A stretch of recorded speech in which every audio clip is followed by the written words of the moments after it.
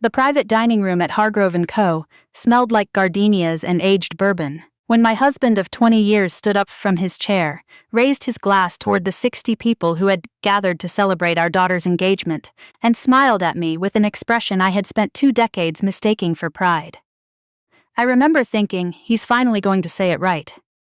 I was wrong about almost everything that night. He clinked his fork against his crystal glass, once, twice, the way he always did when he wanted a room to pay attention to him, and Gregory Ashton had always known how to make a room pay attention. "I want to say something," he began, his voice carrying that easy, warm baritone he used at client dinners and neighborhood fundraisers, "about the woman who made all of this possible." He turned toward me, and for one full second I felt my chest lift with something I can only describe as gratitude. After 20 years, the long hours, the court deadlines that had eaten family dinners whole, the school events I'd raced to make after filing midnight motions, I thought he was finally going to say it. Publicly, out loud, in front of people who had watched me do it. Tamara worked hard so this girl could have a life she didn't deserve to have. He laughed, short, self-congratulatory, perfectly timed. She spent 20 years raising someone else's problem, and she never even thought to ask the right questions. The room went quiet in waves. Not all at once, but in the slow, spreading way that happens when something spoken aloud reveals itself to be something that was never meant to be said in company. It started at the tables closest to Gregory and moved outward until even the murmuring at the far end simply stopped. I did not drop my glass. I am a senior assistant U.S. attorney with the Northern District of Illinois, and I have spent 19 years in federal courtrooms training my body to show nothing when everything inside is shifting. But I felt it, cold spreading through my chest, the specific sensation of shock when it is not fear but the physical crack of a worldview breaking open. And then Chloe's chair scraped back from the table. Let me back up, because none of this was born in a single evening. My name is Tamara Wells. I am 44 years old, and for nearly 2 decades I have prosecuted financial fraud cases out of the U.S. Attorney's Office in Chicago. I have put bank executives in federal prison. I have dismantled investment schemes that took thousands of people's retirement savings and turned them into nothing.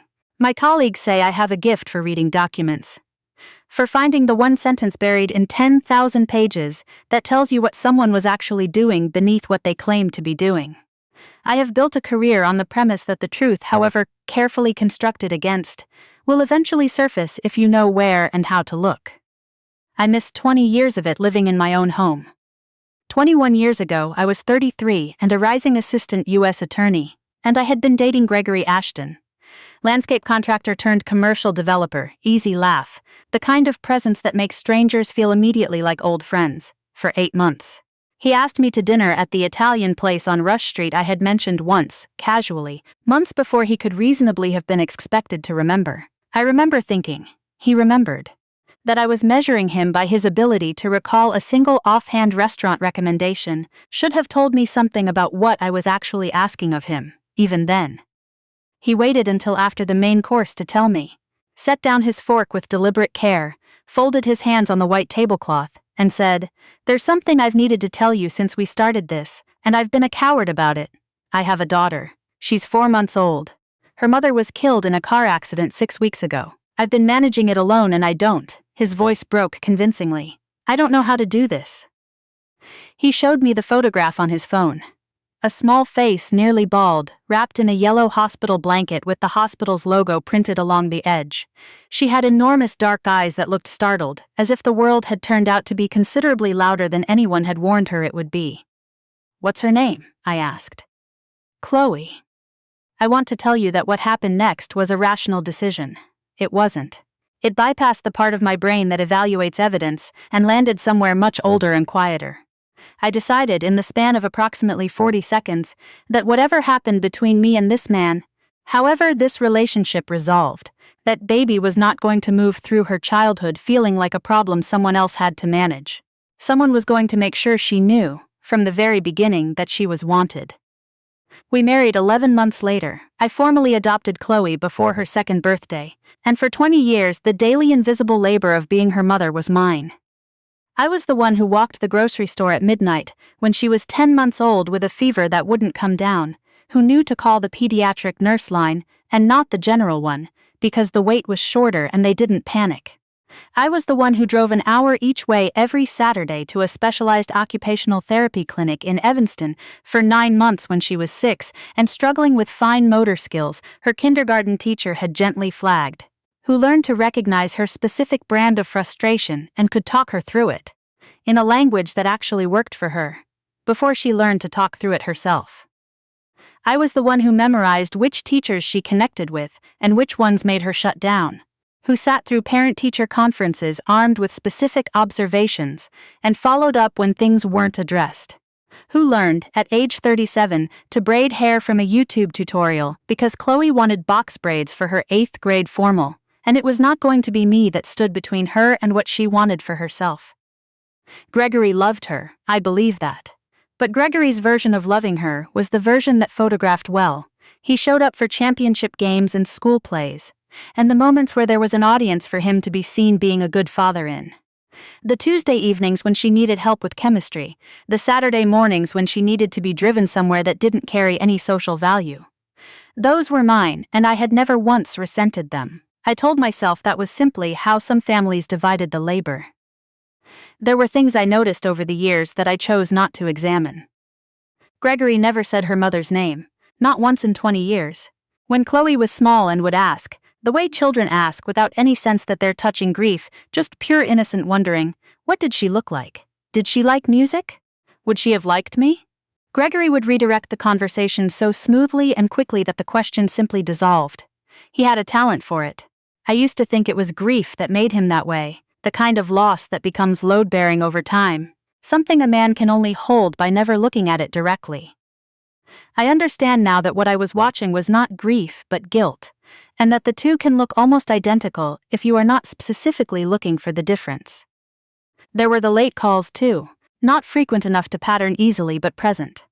Gregory's phone face down on the nightstand, then Gregory slipping quietly out of bed, careful not to wake me, careful in a way that would only occur to someone who had reason to be careful, and his voice from the hallway low and deliberate, never the casual carry of someone talking about a project timeline. Just a client issue, he'd say when he came back. You know how commercial negotiations go. Everyone needs everything at 11 at night. And because I trusted him, and because 18 months of a demanding trial had turned me into someone who fell back asleep inside of 30 seconds regardless of what I'd just heard, I let it go. When Chloe was 9, a woman I didn't recognize stopped us in the produce section of our local Mariano's and stared at her with an intensity that wasn't admiration. It was the searching look of someone trying to place a face they have seen in a different context. She started to speak and then her eyes moved over my shoulder. Gregory had just walked around the corner with the cart, and her expression closed like a window being latched. She left without her groceries. I asked Gregory if he knew her. Never seen her, he said. He was looking at the apples. I was 3 weeks from oral arguments on a securities fraud case and I had a brief to finish by Friday, and I filed it under nothing and moved on. I found a prepaid phone in his jacket once, held it for 30 seconds and put it back. I constructed a narrative about contractor clients and project privacy, and I served that narrative to myself and believed it, because believing it cost me less than the alternative. I think about those 30 seconds more than almost anything else now. The sealed envelope arrived on a Monday morning in February, 8 months before the engagement party. It was addressed to Chloe, forwarded to our address because she'd given it on her 23andMe account before she moved into the apartment she shared with her fiancé, Mason Vreeland. I set it on the kitchen counter, intending to text her about it.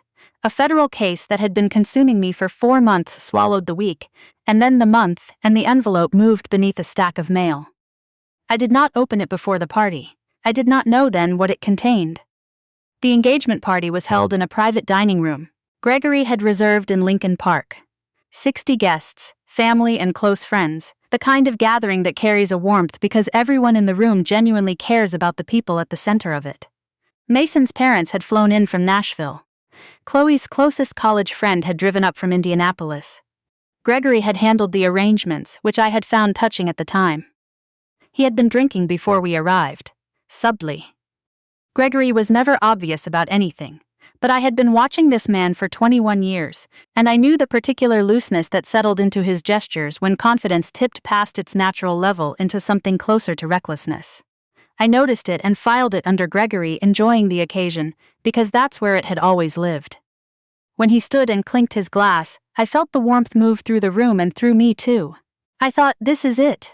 This is the moment he actually says it out loud. And then he said what he said. He told them everything he thought he knew, that Tamara, sharp as she was supposed to be, had spent 20 years being handed a situation under false pretenses and had never once questioned it. He delivered it with a smile that never wavered, framing it as an anecdote about my credulity, about his cleverness, about how completely and neatly I had been managed. He seemed, standing there with his glass raised, genuinely proud of what he had pulled off. The smug ease of a man who has been waiting for a long time to say something, and has finally decided the audience is right. I, who have cross-examined federal witnesses under oath until they broke down in the stand, could not form a single word. And then Chloe stood up. She crossed the room with a deliberateness that settled everyone who saw it. Mason started to rise and she touched his shoulder gently.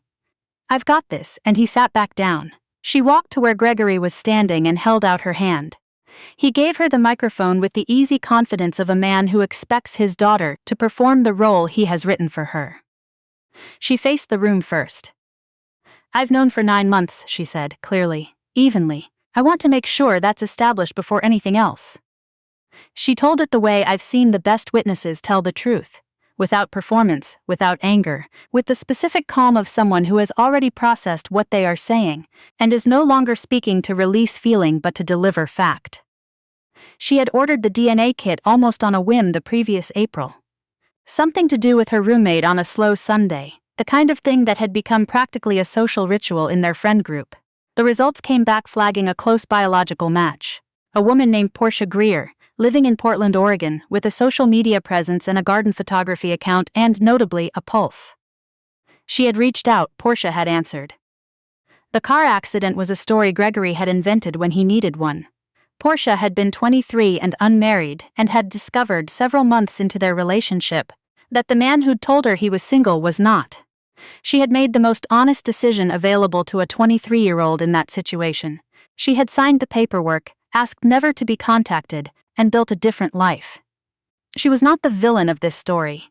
She had simply been one of several people Gregory had carefully managed for his own convenience. "The accident was for you," Chloe said, looking at me across the room, and her voice softened without losing its steadiness. "He needed you to feel like you were rescuing something. So he built a story that would make you do exactly what he knew you would do." The room was so quiet I could hear the ventilation system running above us. "I spent 9 months trying to find the right moment to tell you this," she said. "The right words. The way that would hurt least." She glanced once at Gregory, then back at me. "He took that from both of us tonight, and I think that's the last thing he'll be taking from either of us." She turned to face Gregory fully. Her expression wasn't anger. It wasn't even cold. It was the expression of someone who has finished carrying something and has simply set it down. "You built a story to get what you needed," she said. "And then you spent 20 years depending on a good person's decency to maintain it. Tonight you stood in front of everyone who matters to us and tried to use all of that against her." She paused. "What you actually did is remind every single person in this room what she has been doing for 20 years without ever once asking to be thanked for it." She unclipped the small gold bracelet at her wrist, the one Gregory had given her for Christmas, the one she'd worn every day since December, and set it on the table in front of him without ceremony. "She taught me what it means to choose someone," Chloe said. "Every day. Without needing a reason beyond the fact that you decided they were yours. That's what I'm taking into my marriage, not anything you gave me." Gregory said her name once. The word had no weight in it.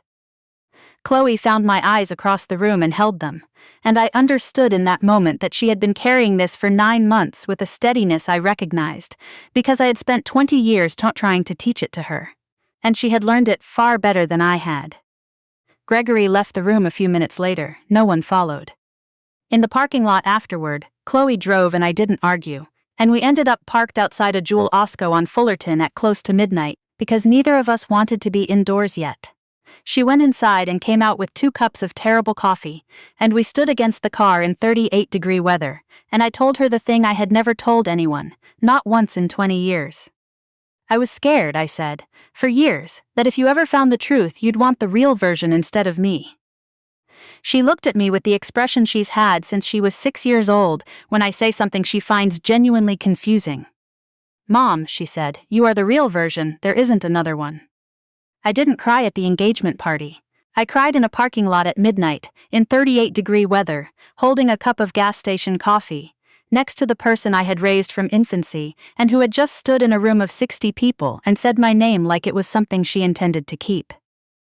In the weeks that followed, the full picture came into the light with the steady, inexorable clarity I normally associate with the end of a long prosecution.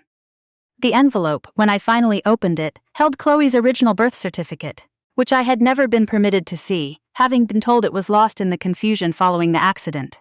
Gregory's name was on it. Portia's was on it. It listed a delivery at Northwestern Memorial Hospital. No accident.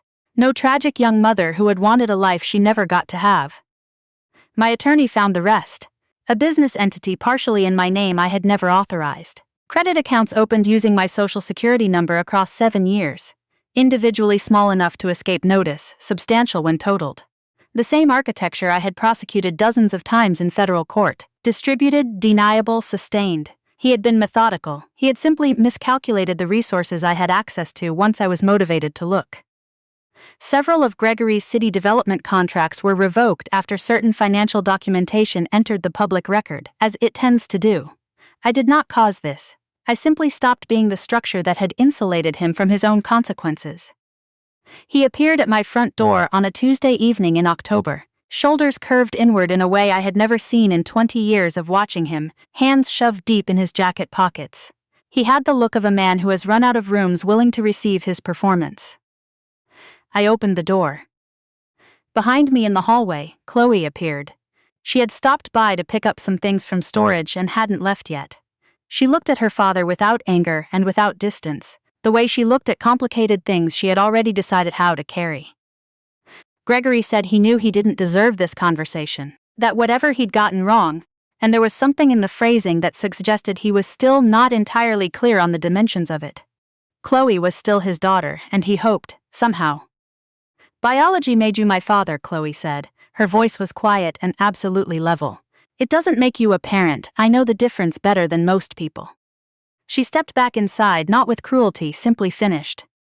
I looked at Gregory for a long moment. He looked like a man who had been running a particular version of himself for so long he had forgotten what existed beneath it, and was now standing in the wreckage of its collapse, with no idea what he actually was. "You introduced me to your daughter as someone else's tragedy," I said.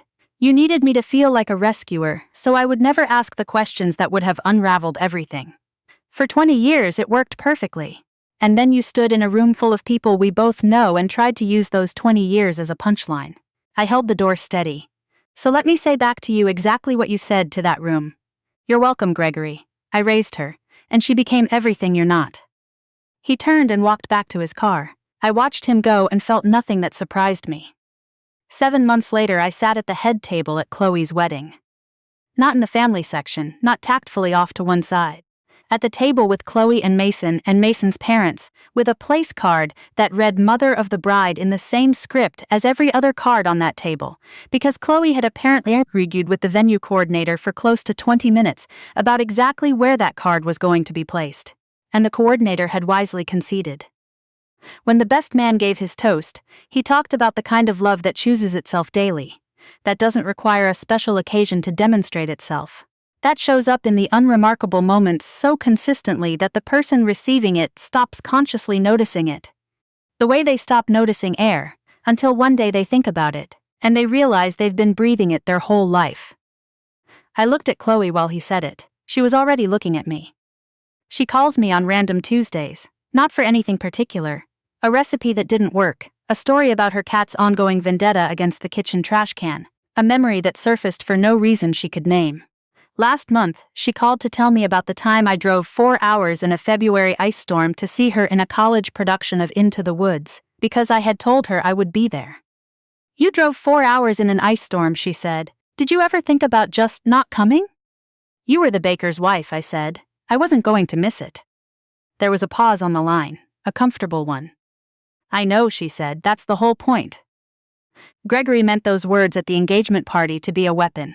He meant them to reduce 20 years of my life to the story of a woman too oblivious to see what was being done to her. What he never understood, what I think he genuinely could not grasp, is that the work was never something I did out of ignorance. I knew what I was choosing. I chose it every single morning. I chose it on the Tuesdays that weren't special, and the Saturdays that weren't photographed, and the 3 a.m. moments that no one would ever think to make a toast about.